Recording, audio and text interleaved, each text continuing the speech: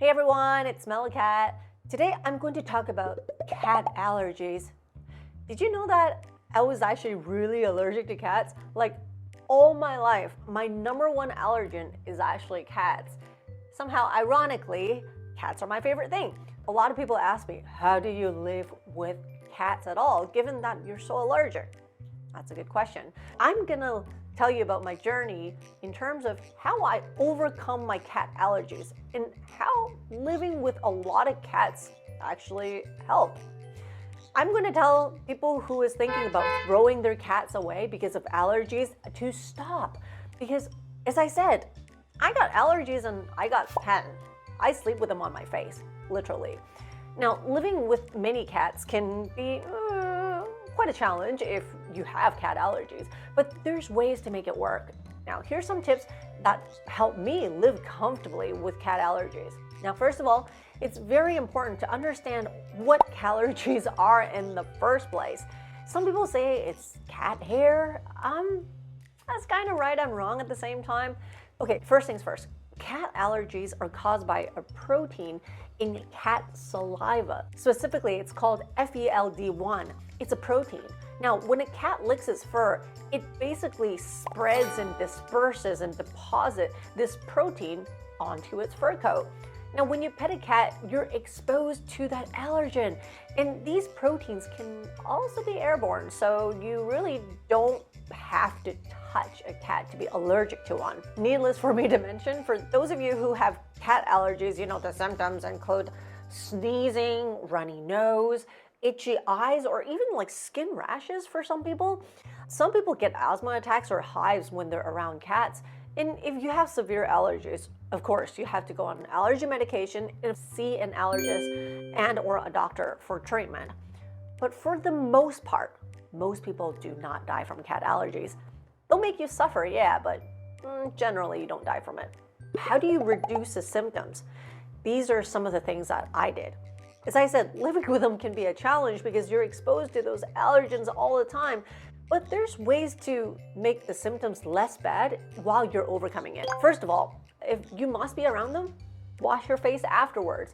For me, I could not stop petting my cats, but I just got in the habit of washing my hands and my face religiously, and that really helps. Not to mention, don't rub your eyes. That's one of the worst ones for me. And you may also want to shower and change your clothes to remove any of the allergens that you're exposed to. And for those of you who have clothes that really attract cat fur, it's a good idea to just get rid of the fur altogether. As I said, it's not the fur that you're allergic to, it's the saliva that's on that fur. So imagine spreading it with a lot of surface area because there's a lot of these hairs. And another way to reduce the symptoms is to use an air purifier in your home. This will remove any other allergens that are floating in the air, because I may not be an expert in other stuff, but I've been living with allergies all my life.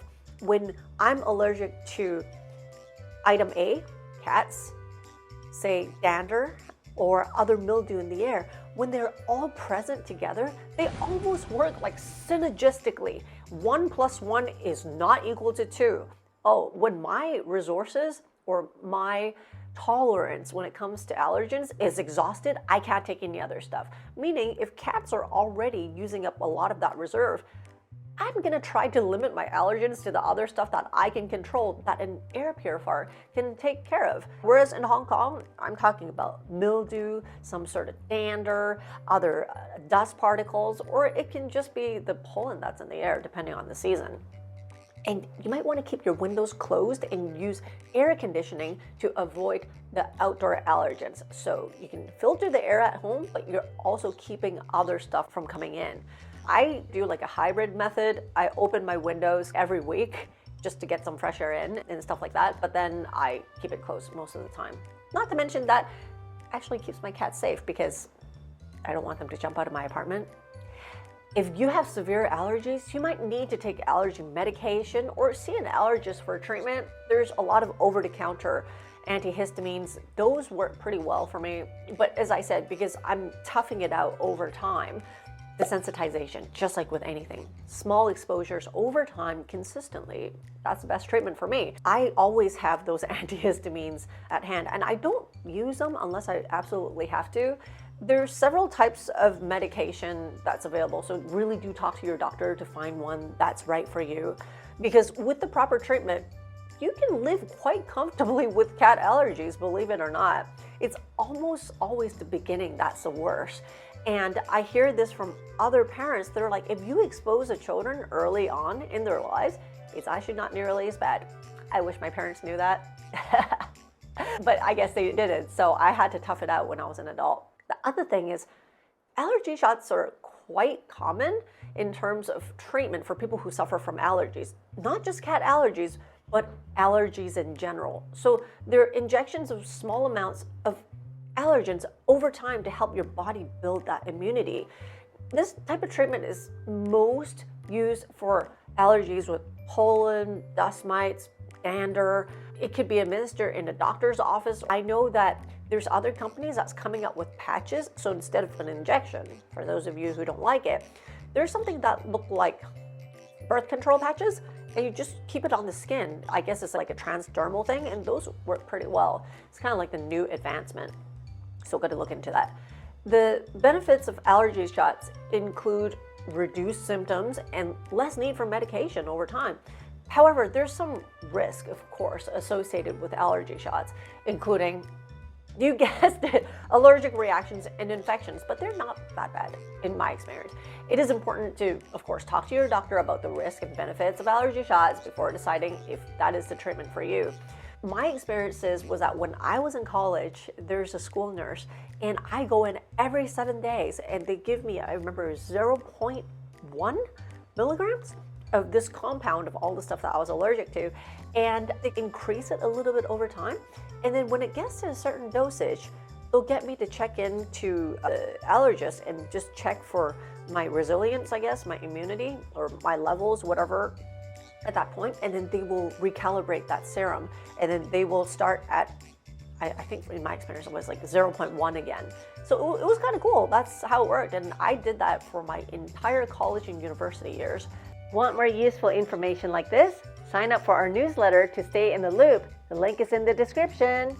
But that said, if you suffer from cat allergies, remember, before you start any regime, including toughing it out, that journey, I'm not saying that you shouldn't, but do talk to your doctor so they know how to work with it and give you the appropriate stuff while you're just toughing it out. Hang in there. Now I'm going to talk about some myths about cat allergies. There's so many myths about cat allergies, so let's debunk some of the most common ones, I guess. Myth number 1. You can't be allergic to cats if you don't have a cat. Nope, not true. As I said in the beginning, you could still be allergic if you don't have one in your home. In fact, you may be more allergic to cats if you don't have one, since you're not exposed to them regularly. True fact. Myth number 2. If you aren't allergic to dogs, you won't be allergic to cats. Not true. You could be allergic to both dogs and cats, regardless of whether or not you're allergic to other animals. And did I mention rabbits? Some people are allergic to rabbits. And not only that, for me, I can be not allergic to my cats, and I'm allergic to other people's cats. Because remember that protein I was talking about, the FeLD1? That level is different between different cats. I swear to God, for Ding Ding and Mui Mui, theirs is definitely a lot higher than my other cats. I'm still kind of allergic to Ding Ding, if anything. Myth number 3. Cat allergies are only caused by cat dander. No, cat allergies can be caused by cat saliva and skin oils. These proteins are found in their fur, so even if they don't shed, you're still allergic to it. It's very likely that for cats that don't have hair, Sphinx, or my wiggly boy, Professor Cortex, Cornish Rex, they have hair, just really short. People think that you're not going to be allergic to them. Not true, but psychologically it does help a little bit too. I remember I read a study somewhere saying that people who can see the cat hair, so for example, if they got dark furniture and they can see their light colored cat fur and vice versa, those people are more allergic because psychologically. They can see the hair there.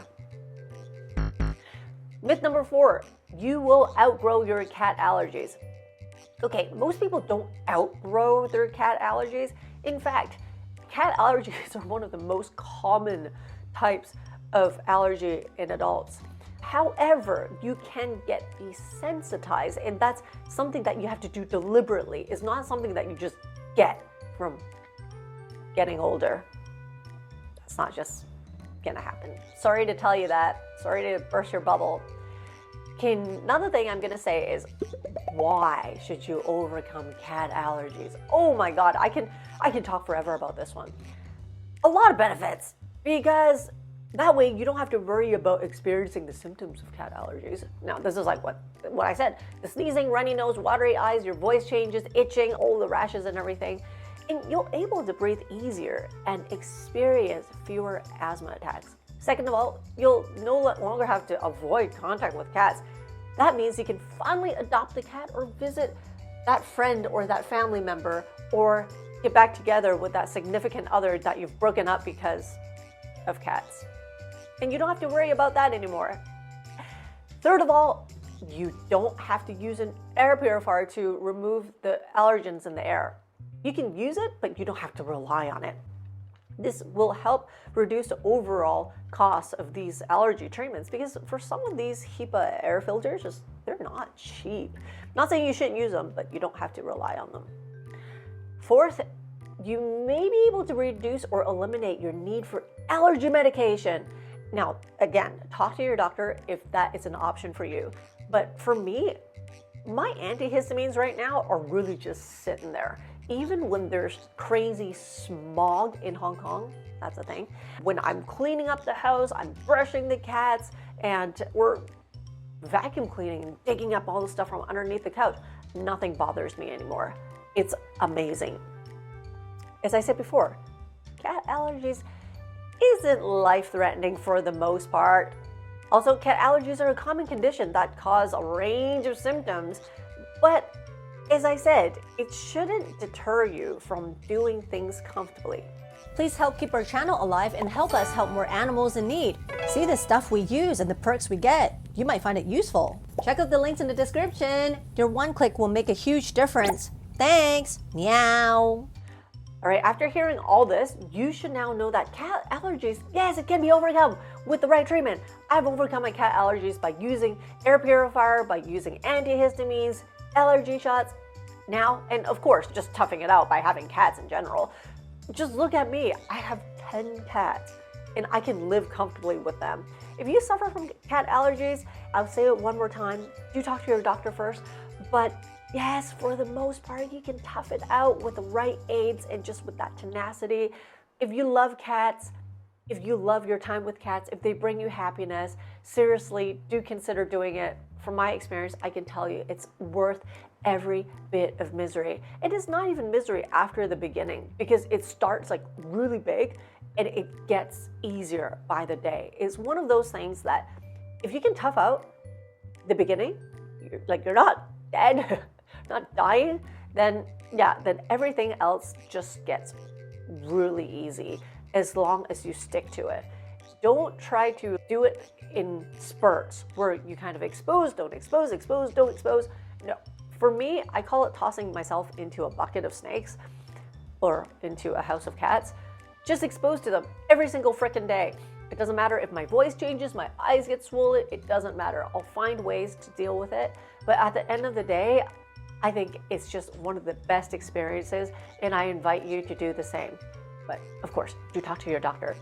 Okay, until next time, I'll see you in my next video. I hope that was useful. Tell me what you think and tell me what your experiences are and where you're at. If you have any questions or anything, just put it in the comment section. See you guys later. Bye. Meow.